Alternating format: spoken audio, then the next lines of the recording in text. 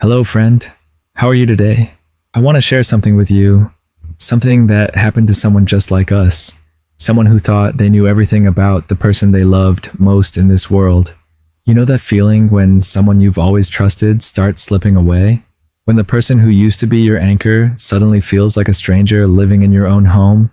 When every night you watch them disappear into the darkness, and every morning you see a little less of who they used to be? Sometimes we think we're seeing betrayal when we're actually witnessing the deepest kind of love. Sometimes the people who seem furthest away are the ones holding us closest to their hearts. This is a story about secrets that break us and truths that rebuild us, about a son who thought his father had stopped caring, only to discover that caring was all his father had ever done. Take my hand, friend. Let's walk through this together, because by the end of this journey, you might just see the quiet heroes in your own life a little differently.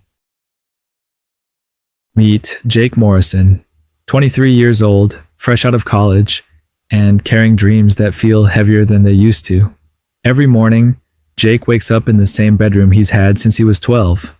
The walls still hold faded posters of his favorite bands, reminders of simpler times when his biggest worry was making it to class on time. He brushes his teeth at the same sink where his father taught him to shave, looks in the same mirror that once reflected a boy who thought his dad could fix anything.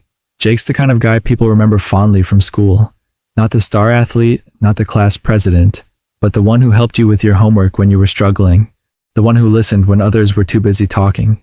His friends would tell you he's loyal, thoughtful, maybe a little too hard on himself sometimes. He works at a local marketing firm now. Nothing glamorous, but it pays the bills. Or at least he thought it did.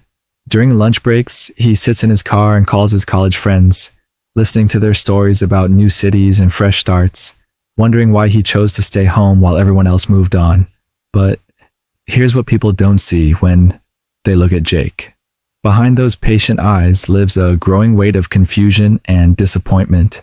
Every evening, he sits at the dinner table across from a man who used to be his hero, watching him become more of a stranger with each passing day. Jake remembers when his father's smile could light up a room. Now, that same man barely makes eye contact, lost in thoughts Jake can't begin to understand. And every night, like clockwork, Jake watches the most important person in his life slip away into the darkness, leaving him alone with the questions that nobody seems willing to answer. Jake's mornings always start the same way. 6:30 sharp, the alarm pulls him from dreams he can never quite remember. He reaches for his phone first thing, scrolling through messages from friends in different time zones, living different lives. Then comes the ritual: shower, coffee, and that moment of hope that maybe today his father will still be at the kitchen table when he comes downstairs. Most mornings, he is. David Morrison, 52 years old, already dressed in his work clothes, reading the news on his tablet with the same quiet intensity he's had for as long as Jake can remember. They exchange the usual pleasantries. Sleep well? Weather looks decent today. Small talk that used to feel comfortable but now carries an invisible weight. Neither of them acknowledges. Jake drives the same route to work every day. Past the high school where he played varsity soccer, past the diner where he had his first job, past all the landmarks of a life that stayed put while the rest of the world kept moving. He knows every pothole, every traffic light, every face behind the counter at the coffee shop where he stops for his usual medium roast, no sugar, splash of cream. At Morrison and Associates Marketing, Jake has earned a reputation as the reliable one. He's the guy who stays late to finish projects, who remembers everyone's birthdays, who brings donuts on Fridays without being asked. His coworkers like him, really like him. Sarah from accounting always saves him a seat at lunch. Mike from creative asks his opinion on campaigns, even though Jake's technically junior to him. But beneath the surface of this comfortable routine, something is shifting. Jake finds himself checking his watch more often during the day, wondering what his father is doing, where his mind goes during those long silences at breakfast.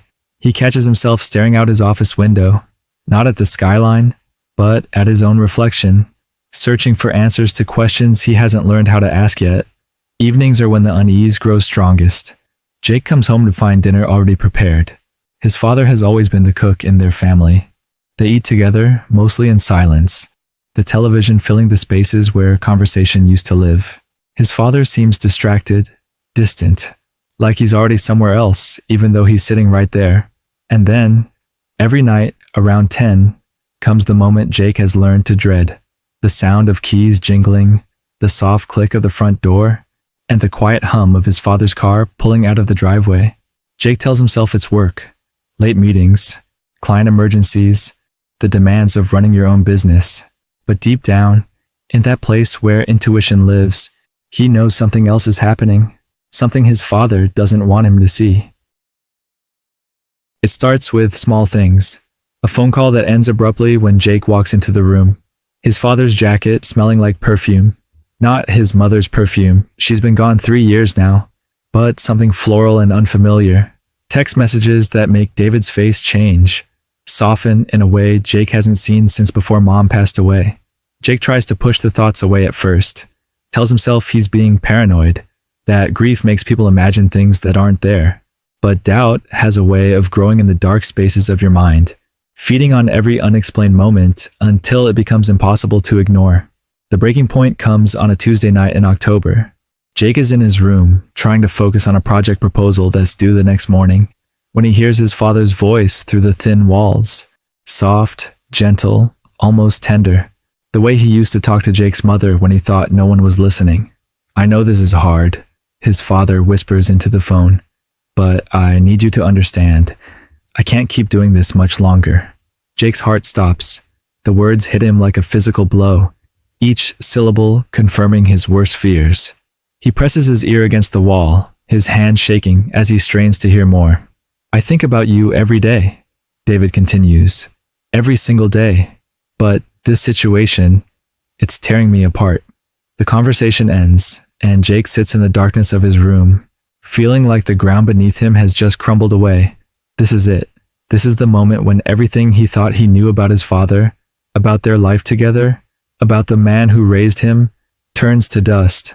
The rage comes first, hot, consuming, righteous anger at the betrayal. How could his father do this? How could he dishonor Jake's mother's memory? How could he be so selfish, so careless with the family they'd built together? But then comes something worse than anger. The crushing weight of realization that he's been living a lie. That every morning conversation, every shared dinner, every moment of what felt like normalcy has been built on deception. Jake feels like he's drowning in his own home, suffocating on the secrets that fill the air between them. Sleep becomes impossible. Jake lies awake, night after night, listening to his father's car pull out of the driveway, imagining where he's going, who he's with, what promises he's making to someone else. The boy who once thought his father was a hero now sees him as a stranger wearing a familiar face. And the worst part? Jake realizes he doesn't even know how to confront him, because asking the question means hearing the answer, and hearing the answer means watching the last piece of his family fall apart forever. Jake stops eating dinner with his father.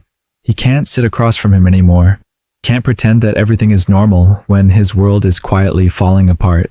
Instead, he takes his plate to his room, closing the door on the uncomfortable silence that has become their new language. For 3 weeks, Jake becomes a ghost in his own home.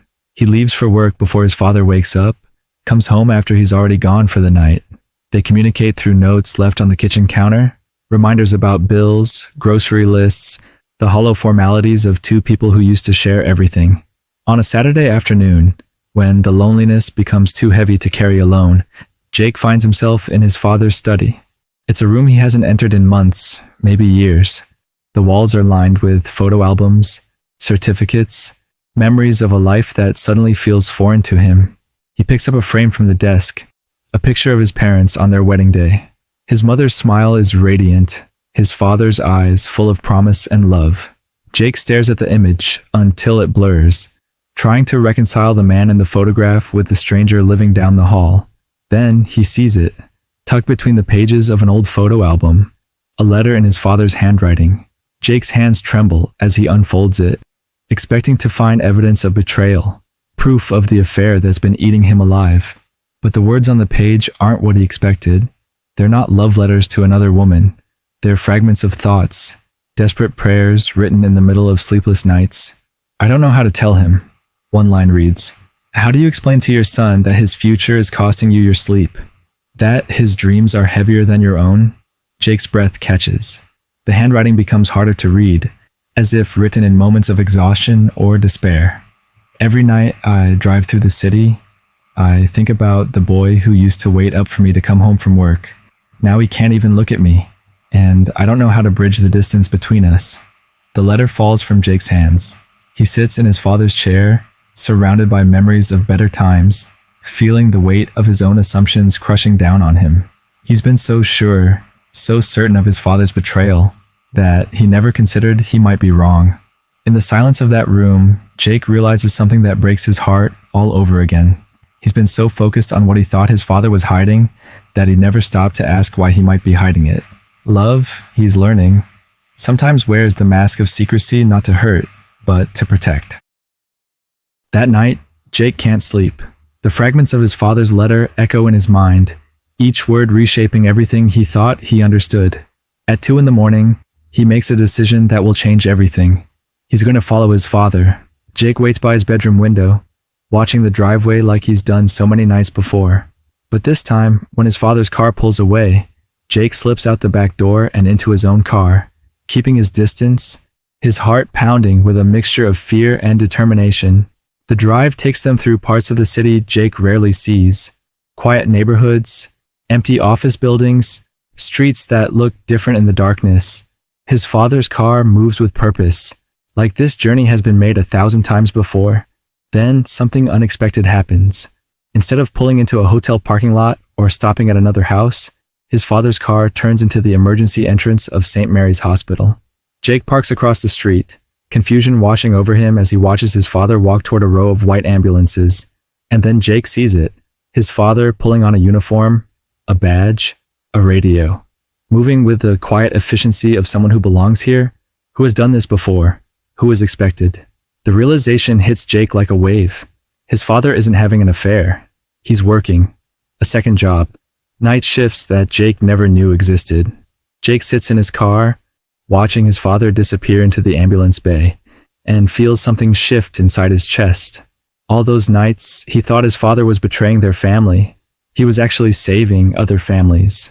All those mornings when David looked exhausted, he had been carrying other people's emergencies on his shoulders, while Jake slept safely in his bed. In that moment, sitting in the darkness outside the hospital, Jake remembers something his mother used to say when he was young. Sometimes the greatest acts of love happen in silence, when no one is watching, when no one will ever know. She was right.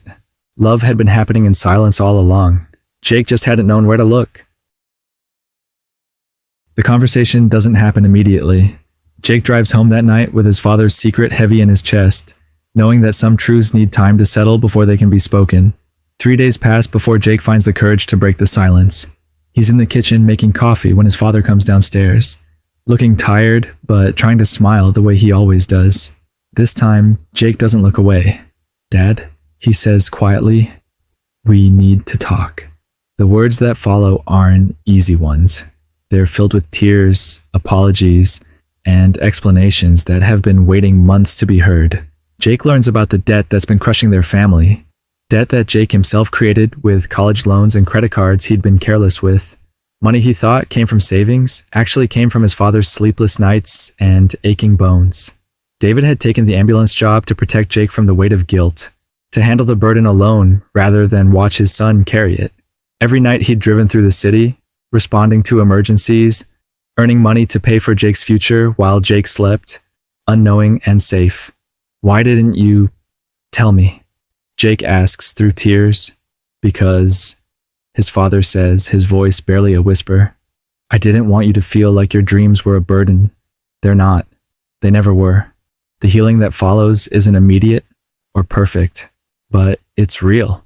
Jake takes on 2 part-time jobs, insisting on helping with the debt despite his father's protests. Their morning conversations slowly return, tentative at first, then warmer, filled with honesty they'd forgotten how to share. Some evenings, Jake waits up for his father to come home from his ambulance shifts, not to confront him, but to be there when he walks through the door, to make sure he knows he's not carrying the weight alone anymore. They learn to talk about the hard things, money, responsibility, the future they're building together instead of apart. Jake discovers that his father isn't just his hero because of his strength, but because of his willingness to be vulnerable when love demands it. Trust, Jake realizes, isn't something you rebuild overnight. It's something you tend to, day by day, conversation by conversation, choice by choice. 6 months later, Jake still waits up sometimes when his father works the night shift. Not out of suspicion, but out of love. He's learned that presence isn't always about being in the same room. Sometimes it's about being there when someone comes home, tired and carrying the weight of other people's emergencies. David doesn't work as many night shifts anymore. Together, they've managed to reduce the debt, to share the burden that once felt impossible to carry alone. But more than that, they've learned to share the smaller things too. Morning coffee, evening news, the comfortable silence that comes when two people truly know each other. Jake looks at his father differently now. Not as the perfect hero he once imagined, but as something more valuable. A human being who chose love even when it was exhausting, who carried burdens in silence, not out of pride, but out of protection. Sometimes the people closest to us are fighting battles we can't see. That parent who seems distracted, that partner who's been distant, that friend who's been quiet lately. They might be carrying your world on their shoulders while you sleep peacefully at night. We live in a time when it's easy to assume the worst about people's intentions. When someone changes, when they become distant or secretive, our minds often jump to betrayal, to selfishness, to all the ways they might be failing us. But Jake's story reminds us that love often wears 1,000 different masks. The next time someone you care about seems to be pulling away, before you let suspicion take root in your heart, ask yourself this: what if they're not running away from you, but running towards something that will help you? What if their distance is actually the deepest form of presence they know how to give? Take a moment today to really see the people in your life. Look beyond the surface, beyond your assumptions, beyond your fears, because sometimes the greatest love stories are written in the spaces between what we see and what we don't understand. And maybe, just maybe, you'll discover that you've been surrounded by heroes all along.